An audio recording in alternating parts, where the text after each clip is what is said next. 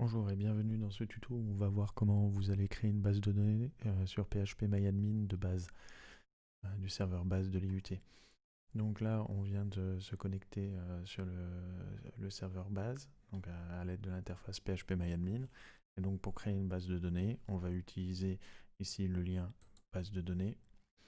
Et là, on arrive sur le formulaire de création d'une base de données. Donc il y a deux choses à définir, le nom de la base qui doit commencer forcément par votre nom de famille underscore et la suite.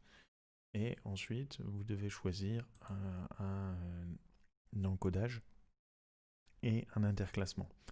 Alors l'encodage, pour rappel, hein, ça va lister les différents caractères disponibles dans votre base de données que vous allez pouvoir utiliser. Historiquement, on utilisait beaucoup latin, Swedish. Donc c'était l'encodage latin avec l'interclassement Swedish. L'interclassement, c'est la façon dont les lettres vont être triées par la suite. Maintenant, à l'IUT, on va plus utiliser l'encodage UTF-8 qui permet d'encoder tous les caractères et ensuite l'interclassement général CI qui ne tiendra pas compte des majuscules.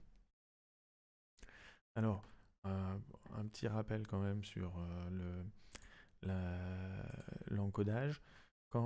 Si vous avez une base de données qui contient des tables qui elle-même contient des champs, quand vous allez saisir un encodage au niveau de la base, comme par exemple UTF-8 General CI au niveau de la base, si au niveau de la table vous ne saisissez rien pour l'encodage, alors ça sera l'encodage de la base, donc ici UTF-8 General CI qui s'appliquera. Et pareil, au niveau des champs, si vous saisissez rien, eh ben, l'encodage appliqué, sera celui qui est défini, le premier qui est défini. Donc le premier qui est défini, c'est la base, hein, parce qu'au niveau de la table, il n'y a rien. Donc en fait, la table va hériter de l'encodage de la base et les champs vont hériter de l'encodage de la table. Donc si au niveau de la table, par contre, vous saisissez un encodage du type latin, alors du coup, l'encodage appliqué sera latin et dans les champs, eh ben, l'encodage appliqué sera latin, mais si vous ne saisissez rien.